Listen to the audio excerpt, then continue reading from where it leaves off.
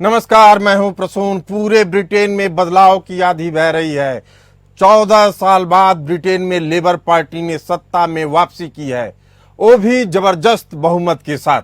अब ब्रिटेन के नए प्रधानमंत्री कीर स्टारमर होंगे, जिन्होंने जीत के बाद बोला है कि यह बदलाव की शुरुआत है, यह दिखावे की राजनीति का अंत है।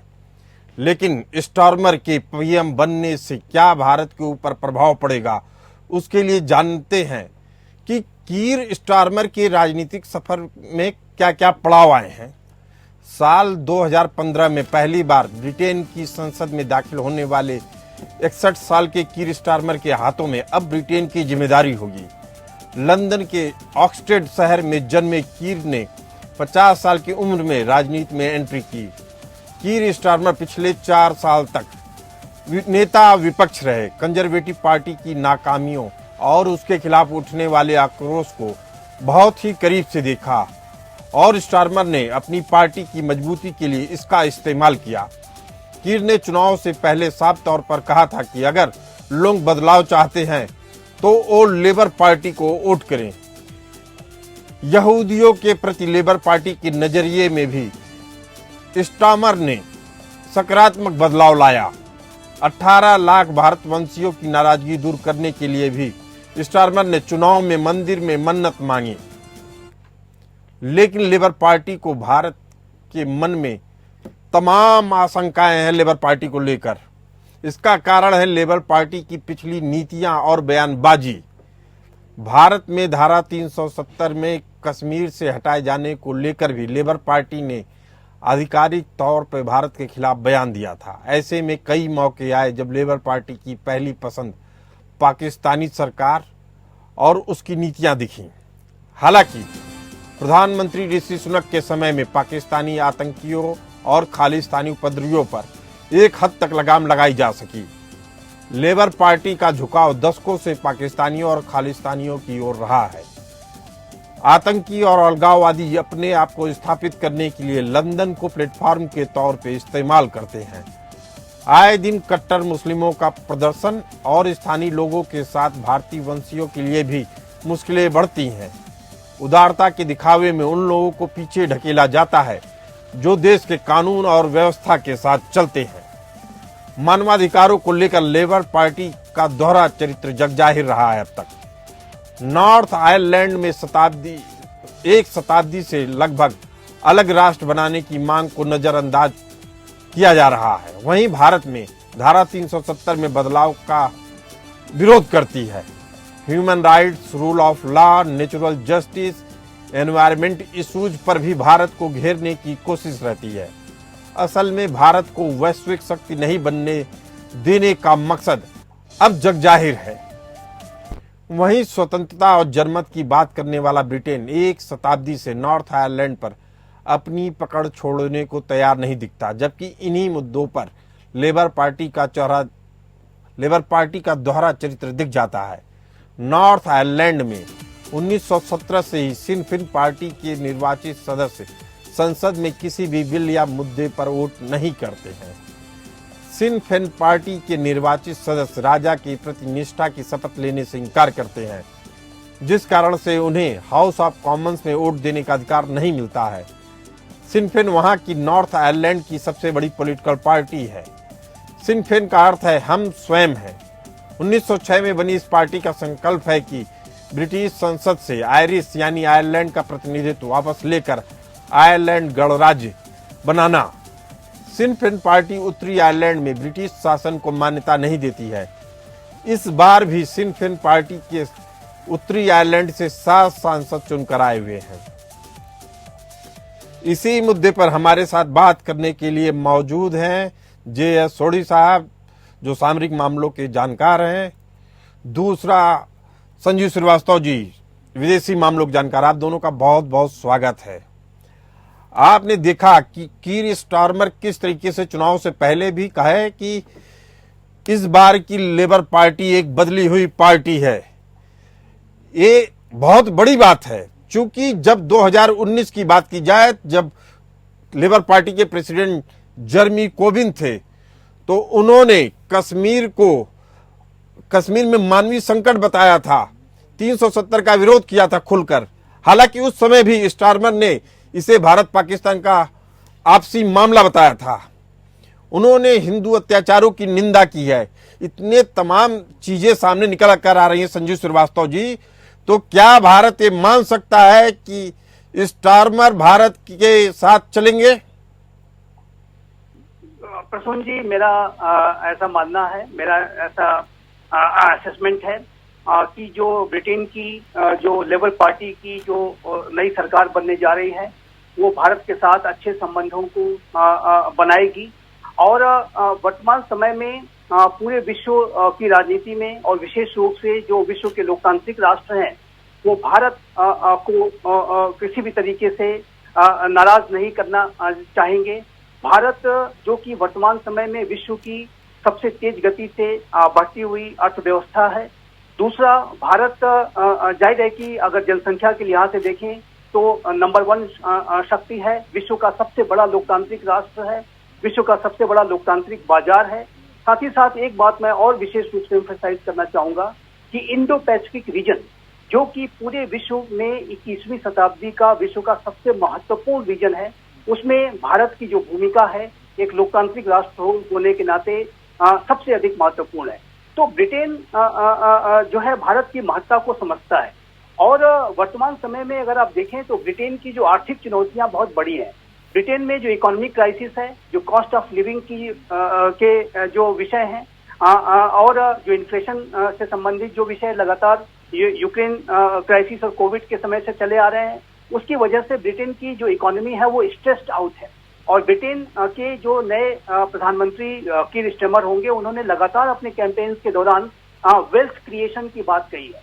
उन्होंने लगातार इस बात की का वायदा किया है कि वो यदि सरकार बनाते हैं, उनकी पार्टी यदि सत्ता में आती है तो वो इकोनॉमिक इश्यूज को एड्रेस करेंगे। और ऐसे में इस प्रक्रिया में वो भारत जैसे विश्व की सबसे तेज गति से बढ़ती हुई अर्थव्यवस्था के साथ अच्छे संबंध बनाना चाहेंगे। और जो कि मैंने अन्य जो इसके जो लॉजिक हैं उसको भी मैंने जैसे कि बताया कि इंडो पैसिफिक रीजन का जो लॉजिक हो, चाइना की जो चुनौतियां हो, उन सभी के लिहाज से भारत की जो भूमिका है वो केंद्रीय है, बहुत ही महत्वपूर्ण है।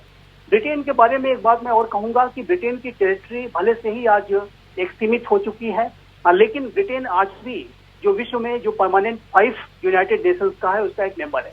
नेटो का भी ब्रिटेन एक सदस्य, अहम सदस्य है। और G7 का भी वो एक बहुत इंपॉर्टेंट जो है उसका केंद्रीय स्थान उसमें भी रखता है। विश्व की राजनीति में ब्रिटेन की आज भी एक बड़ी भूमिका है। और ब्रिटेन जो है अपनी विश्व की राजनीति की भूमिका को भी ध्यान में रखते हुए भारत जैसे एक बड़ी जो उभरी हुई महाशक्ति के साथ अपने संबंधों को बनाए रखना चाहेगा। और जाहिर है कि लोकतांत्रिक जो मूल्यों का जो आधार है वो तो एक बड़ा आधार है ही ब्रिटेन और भारत के बीच में। लेकिन संजीव जी, सबसे बड़ा सवाल यही होता है कि वो उन पाकिस्तानियों को कैसे नजरअंदाज करेगा, उन मुस्लिम कट्टरपंथियों को कैसे नजरअंदाज करेगा जो जनसंख्या में, ब्रिटेन की टोटल जनसंख्या में 5% की हिस्सेदारी के तकरीबन पहुंच चुके हैं। और भारत की हिंदू जनसंख्या, अगर वहां की हिंदू जनसंख्या की बात की जाए तो वो 1.7 आ रही है अभी। तो कैसे वहां पाकिस्तानियों को संतुष्ट करेंगे जो केवल भारत विरोध पे जिंदा रहते हैं? देखिए, ये एक महत्वपूर्ण विषय है। और मेरा ऐसा मानना है कि ये पूरे ब्रिटेन के इस्टेब्लिशमेंट को इस बात पर विचार करना होगा कि जो वहाँ पे जो कट्टरपंथ है, जो अनेक ऐसे जो एक मोटिवेटेड कैंपेन को चला करके एक वर्ग विशेष की जो मुस्लिम आबादी को बढ़ाने इत्यादि के संबंधित जो वहाँ पर प्रयास किए जाते हैं, वो किस तरीके से ब्रिटेन के लिए और ब्रिटेन के भविष्य के लिए चुनौती बन सकते हैं, ये बहुत बड़ा विषय है। और इसके बारे में एक बहुत ही कम्प्रहेंसिव तरीके से कार्य करने की आवश्यकता है ब्रिटेन को भी और विश्व के सभी राष्ट्रों को, जहाँ कहीं भी ऐसी साजिशें चल रही हैं वहां पर जो है इस तरह की प्रवृत्तियों पर लगाम लगाने की आवश्यकता है। और जो कट्टरपंथ है, जो आतंकवाद से संबंधित जो विषय है, वो ब्रिटेन के लिए भी बहुत महत्वपूर्ण है। और मेरा ऐसा मानना है कि ब्रिटेन को इस बात को, नई सरकार भले से एक लेबर पार्टी की सरकार हो, लेकिन उसको जो कट्टरपंथ और आतंकवाद के विषय पर जरा भी कोई नरमी नहीं दिखानी चाहिए। क्योंकि यदि ब्रिटेन ने ऐसा कुछ इस तरीके का एक नरम रुख अपनाया तो ये ब्रिटेन के लिए ये जो आतंकी हैं, जो कि आज भी एक्टिव नुकसान पहुंचा सकते हैं। जी सोढ़ी साहब, आपने पूरी बातें सुनी, आपने देखा कि किस तरीके से कट्टरपंथी अलगाववादियों को लंदन एक प्लेटफॉर्म उपलब्ध करवा रहा है।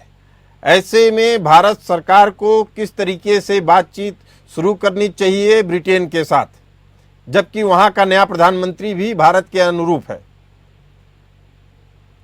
जय हिंद सुन जी, ये मेरा सौभाग्य है कि मैं आपके न्यूज चैनल में विख्यात पैनलिस्ट के साथ हूँ। ये बात सही है आपकी कि कुछ साल पहले तक लेबर पार्टी का झुकाव पूरी तरह पाकिस्तान के साथ था और उसने कई भारत विरोधी स्टेटमेंट्स भी दिए, लेकिन बहुत कुछ बदल चुका है 2019 से यूनाइटेड किंगडम में, जिसका रिजल्ट हमने देखा कि ऋषि सुनक की पार्टी इतनी बुरी तरह से हार गई। जो दो तीन चीजें यूनाइटेड किंगडम में बदली हैं कुछ सालों में, वो एक है कि उनका ब्रेक्सिट या यूरोपियन यूनियन से जुदा होना, दूसरा कोविड-19 की चपट जो पूरी दुनिया को लगी उनको लगी, और तीसरा उनके पास कोई एक ठोस मैन्युफैक्चरिंग इंडस्ट्री नहीं है। और इन तीन कारणों की वजह से आज जो यूनाइटेड किंगडम का आम नागरिक है उसके ऊपर इतनी आर्थिक बोझ है, इतने हाई टैक्सेस हैं कि वो पूरी तरह से जुलमला चुका है। और तभी उसने कीयर स्टार्मर को एक ऑप्शन के तौर पे नया प्रधानमंत्री बनने का मौका दिया। और अब क्योंकि स्टार्मर के ऊपर इतना बड़ा बोझ है कि उन्हें परफॉर्म करना है, नहीं तो वो अगला चुनाव नहीं जीतेंगे। और अगर उन्हें परफॉर्म करना है, सबसे पहले उन्हें अर्थव्यवस्था ठीक करनी होगी, और अर्थव्यवस्था ठीक करने के लिए उसे भारत के साथ अच्छे रिश्ते रखने होंगे ताकि जल्दी फ्री ट्रेड एग्रीमेंट दोनों देशों के बीच में साइन हो, और इससे सबसे फायदा होगा यूनाइटेड किंगडम को होगा। और जब ये सारा होगा कि पाकिस्तानी जो पे देहाती या जो खालिस्तानी है उनको वो पहले की तरह सपोर्ट नहीं कर पाएंगे, क्योंकि वो जानते हैं कि इस वक्त भारत की सरकार एक बहुत ही मजबूत सरकार है। भारत की सरकार बिल्कुल जानती है कि भारत का नेशनल इंटरेस्ट क्या है, और अगर कीर स्टार्मर ने ऐसी कोई कार्रवाई की जो कि भारत के विरोध में हुई, भारत के हित में नहीं हुई, तो भारत अब यूनाइटेड किंगडम के साथ अच्छे रिश्ते नहीं रखेगा। आज की तारीख में प्रसून जी, कीर स्टार्मर को और यूनाइटेड किंगडम को भारत की ज्यादा जरूरत है बनस्पत भारत को यूनाइटेड किंगडम की। जी, आपने बेहद महत्वपूर्ण बात बताई, और इसीलिए लगता है कि जो भारत और यूनाइटेड किंगडम के बीच ट्रेड एग्रीमेंट हो रहा था, जिसके लिए प्रधानमंत्री नरेंद्र मोदी और ऋषि सुनक ने काफी मेहनत की, लेकिन चुनाव के होने के कारण इस पर अंतिम मोहर नहीं लगाई गई, जबकि एफटीए पर कम से कम 14 दौर की वार्ता हो चुकी है, 26 बिंदुओं पर सहमत बन चुकी है, और ऐसा माना जा रहा है कि लेबर पार्टी भी अपने तरीके से इस समझौते पे मोहर लगा देगी। आपको लग रहा है संजीव जी कि इस पे सहमति बन सकती है या अभी भी विवाद की स्थिति बनी रहेगी? नहीं, मुझे लगता है कि इसमें ये जो नेगोशिएशंस आगे बढ़ेंगे, और लेबर पार्टी ने अपने जो मैनिफेस्टो में, अपने घोषणा पत्र में इस बात को कहा है कि वो भारत के साथ एक नई स्ट्रेटेजिक पार्टनरशिप के लिए कार्य करेंगे, और उसमें वो ये जो फ्री ट्रेड एग्रीमेंट को लेकर के जो नेगोशिएशंस हैं उसको वो आगे बढ़ाना चाहेंगे। और वर्तमान समय में जैसा कि मोदी साहब ने भी कहा कि जो ब्रिटेन की जो अर्थव्यवस्था है वो अनेक संकटों से जूझ रही है, और ऐसे में भारत के साथ यदि उनके संबंध अच्छे होते हैं, एक अच्छी लेकिन लेबर पार्टी का जो स्टैंड है, जो एफटीए में सबसे बड़ी प्रॉब्लम आ रही है फ्री ट्रेड एग्रीमेंट में, उसमें सबसे बड़ी वजह बन रहा है टेम्परेरी वीजा। ब्रिटेन का मानना है कि भारत स्किल लेबर फोर्स को ब्रिटेन में भर देना चाहती है, और इससे अवैध प्रवासियों का मामला ज्यादा बढ़ेगा, ब्रिटेन के लिए मुश्किलें बढ़ेंगी। संजीव जी, टेम्परेरी वीजा के लिए भारत सरकार कई बार ब्रिटेन से आग्रह कर चुकी है, इसे आप कैसे देखते हैं? देखिए, जहाँ तक ये जो वीजा से संबंधित विषय हैं और जो इमिग्रेशन से संबंधित जो विषय हैं, इसके ऊपर जो लेबर पार्टी का जो रुख है वो कहीं ज्यादा जो है पिछली सरकार से नरम होता हुआ दिखाई देता है। यदि आप देखिए तो ऋषि सुनक ने बहुत ही जो है एक सख्त इमिग्रेशन पॉलिसी को लेकर के वो आए थे, और यहाँ तक कि अगर भारत के साथ तो उन्होंने जरूर रियायतें बरती, भारत के साथ एक कोई संकट की स्थिति नहीं पैदा होने दी गई, लेकिन एक सुएला ब्रेवरमैन जैसी एक उनकी जो होम सेक्रेटरी थी, उनको अनेक ऐसे मतभेदों की वजह से और भारत विरोधी जो स्टैंड की वजह से उनकी बहुत आलोचना हुई थी, और बाद में वो अपनी सत्ता से उनको हटना भी पड़ा था, अपने पद से हटना पड़ा था। लेकिन जो लेबर पार्टी का जहाँ तक रुख है वो इमिग्रेशन को लेकर के उसका जो रुख है वो थोड़ा नरम दिखाई देता है। तो ऐसे में मेरा मानना है कि जब लेबर पार्टी जो कि भारत के साथ एक नई स्ट्रेटेजिक पार्टनरशिप की बात रही है, उसमें वो भारत के और ब्रिटेन के बीच में जो पीपल टू पीपल कनेक्ट हैं, जो डायस्पोरिक लिंकेजेस हैं, जो भारत के लोगों का जो ब्रिटेन की इकोनॉमी को बनाने में इतना जो बड़ा योगदान है, उसको वो जरूर इसका एक सकारात्मक कंसिडरेशन रखेगी। और भारत की लोगों का जो ब्रिटेन की राजनीति में, ब्रिटेन की अर्थव्यवस्था में, ब्रिटेन के सारे जो की सेक्टर्स में जो इतना बड़ा जो एक से है, उसको वो जरूर सम्मान करेंगे। और जैसा कि आपने देखा कि भारत पूरे इलेक्शन कैंपेन के दौरान कीर स्टारमर जगह जगह पर भारतीयों से वो एंगेज करते रहे और भारतीय लोगों से बातचीत करते रहे, और उन्होंने इस बात को बार बार एम्फसाइज किया कि वो भारत के साथ अपने संबंधों को बढ़ाना चाहेंगे। और जहां तक आपने एक जो कश्मीर वगैरह की जो बात कही थी, हाँ, स्टारमर का शुरू से अप्रोच जो रहा है वह भारत के पक्ष में रहा है। लेकिन सोढ़ी साहब, हंगरी मूल के अमेरिकी अरबपति जॉर्ज सोरस का इकोसिस्टम भारत में भले ही सरकार समेट दे रही हो, लेकिन ब्रिटेन में उसका असर अच्छा खासा है, जिसके कारण ही खालिस्तानियों को और पाकिस्तानियों को मौका मिल रहा है वहां आतंकवाद और अलगाववाद का प्लेटफॉर्म तैयार करने का। और जॉर्ज सोरस के लाभार्थियों में लेबर पार्टी भी शामिल है। ऐसे में आपको क्या लगता है कि लेबर पार्टी के ऊपर जॉर्ज सोरस जैसे अरबपतियों का कितना प्रभाव है और भारत के लिए कितना नुकसानदेह है? प्रसून जी, आज की तारीख में चाहे भारत का मतदाता हो, चाहे यूनाइटेड किंगडम का मतदाता हो, वो बहुत ही इंटेलिजेंट है और इन्फॉर्म्ड है। मतदाता जानता है कि उसकी देश के लिए अच्छा क्या है, उसकी देश के लिए खराब क्या है। और जहां तक यूनाइटेड किंगडम का मतदाता है, वो कोई ऐसी जो उसने कीर स्टारमर को एक मौका दिया है, इसने एक बहुत बड़ा मैसेज कीर स्टारमर को दिया है कि हम तुम्हें सत्ता में तो लेके आ रहे हैं, लेकिन अगर तुमने परफॉर्म नहीं किया या तुमने ऐसी कोई कार्रवाई की जिससे कि यूनाइटेड किंगडम में और परेशानियां हुई, तो अगले चुनाव में लेबर पार्टी और कीर स्टारमर नहीं जीतेंगे। तो चाहे अनचाहे कीर स्टारमर के पास कोई ऑप्शन नहीं है बनस्पत यूनाइटेड किंगडम की अर्थव्यवस्था पे और सुरक्षा पे काम करने के। जॉर्ज सोरोस जैसे 1000 व्यापारी हों, वो जितना भी पैसा लगा लें आज किसी भी देश में, लेकिन हर देश का मतदाता बहुत ही इन्फॉर्म्ड है। वो ऐसे जो गलत ख्याल के लोग हैं उन्हें कभी सफल होने ही नहीं देगा। और ये मैं इसी दावे के साथ कह सकता हूं क्योंकि आज सोशल मीडिया हो, इलेक्ट्रॉनिक मीडिया हो, प्रिंट मीडिया हो, वो सारी सच्चाई मतदाताओं के सामने, अपने देश के नागरिकों के सामने रख रहा है। और आज का जो नागरिक है वो इन्फॉर्म्ड है, वो जानता है कि मैंने अगर एक गलत पार्टी को या गलत नेता को मैंने चुनाव जिता दिया। सोढ़ी साहब, दिक्कत ये है ना कि अगर 1% सिख आबादी है ब्रिटेन में, 1% सिख आबादी में ज्यादातर ऐसे भी लोग हैं जो पैसों के लिए पाकिस्तान के एजेंडे को बढ़ाते हैं, जिसमें वो खालिस्तान की मांग करते हैं। और ये मांग केवल आप देखेंगे कनाडा और अमेरिका में कम है, लेकिन ब्रिटेन में उससे थोड़ा ज्यादा है। ये लोग कौन लोग हैं और क्यों नहीं भारत सरकार इस पे लगाम लगा पा रही है ऐसे प्रदर्शनकारियों पे? प्रसून जी, चाहे यूनाइटेड किंगडम हो, चाहे कनाडा हो, चाहे अमेरिका हो, वहां पे जितने भी सिख लोग हैं उनमें से एक बहुत छोटा प्रतिशत है, 1% से भी कम है, जो कि खालिस्तान जैसी भारत विरोधी गतिविधियों को सपोर्ट करता है। लेकिन ये जो 1% से कम लोग हैं, इन्हें इतनी मीडिया कवरेज मिलती है कि लोगों को लगता है वहां पे बहुत बड़ी सिख आबादी इस गलत मुद्दे के साथ है, जो कि ऐसा नहीं है। तो सबसे बड़ी चीज तो चाहे यूनाइटेड किंगडम हो, चाहे भारत का मीडिया हो, ऐसे लोगों को ज्यादा मीडिया स्पेस देना ही नहीं चाहिए, क्योंकि इन लोगों को मीडिया स्पेस की भूख होती है। जितना इन्हें मीडिया स्पेस मिलता है उतना इन्हें लगता है कि हम सफल हो रहे हैं।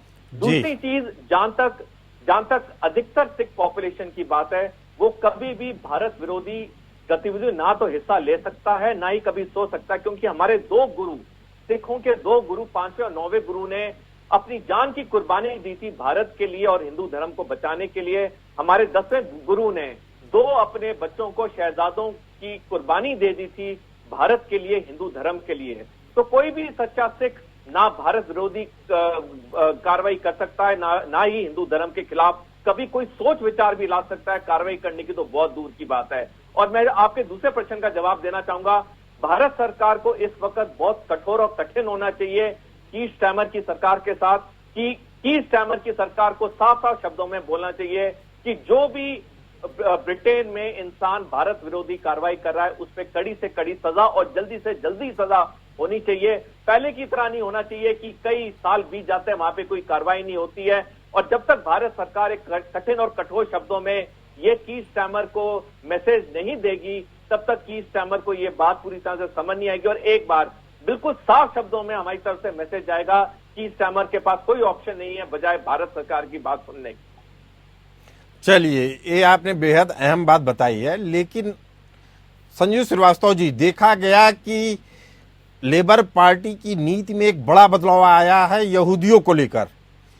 उन्होंने 360 डिग्री में यूटर्न ले लिया है, यानी जो पूरी तरीके से विरोध करते थे यहूदियों का, उनकी किसी भी बात का, हालांकि पीड़ित यहूदी होते थे, उसके बावजूद फिलिस्तीन और मुस्लिम कट्टरपंथियों के साथ खड़े दिखते थे।